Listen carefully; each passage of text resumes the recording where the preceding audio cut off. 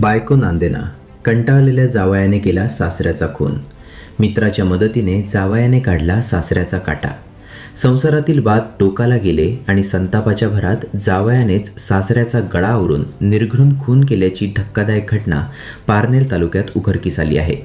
ढवळपुरी शिवारातील डोंगरात आढळलेल्या मृतदेहाचे गूढ अखेर उलगडले असून पोलिसांनी अवघ्या 72 तासात आरोपी जावई आणि त्याच्या साथीदाराला जेरबंद केले आहे. 22 फेब्रुवारी रोजी दुपारी 3 वाजण्यापूर्वी ढवळपुरी शिवार तालुका पारनेर जिल्हा अहिल्यानगर येथे रामदास निवृत्ती सोनवणे वय 55 राहणार निमगाव सावा तालुका जुन्नर जिल्हा पुणे यांचा गळा आवळून खून करून मृतदेह डोंगरात टाकण्यात आल्याची घटना समोर आली होती. या प्रकरणी तुळशीराम निवृत्ती सोनवणे यांनी 25 फेब्रुवारी रोजी दिलेल्या फिर्यादीवरून पारनेर पोलीस ठाण्यात खुनाचा गुन्हा दाखल करण्यात आला.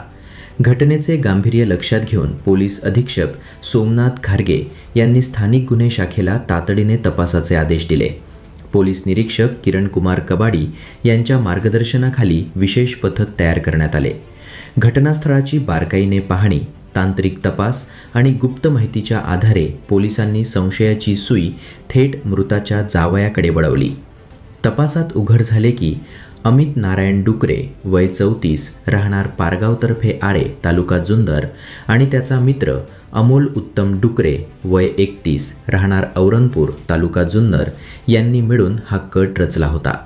दोघांना ताब्यात घेऊन सखोल चौकशी केली असता धक्कादायक कबुली समोर आली.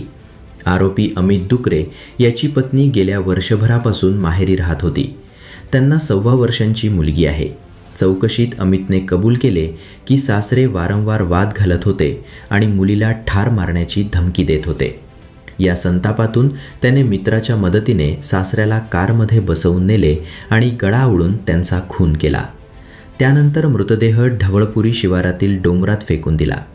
दोन्ही आरोपींना पुढील तपासासाठी पारनेर पोलीस ठाण्यात हजर करण्यात आले असून अधिक तपास सुरू आहे.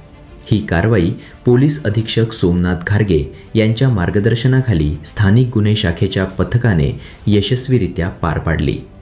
अहिल्यानगर जिल्ह्यातील या घटनेमुळे एकच खळबळ उडाली असून कौटुंबिक वाद किती भीषण वळण घेऊ शकतो याचे हे आणखी एक उदाहरण ठरले आहे.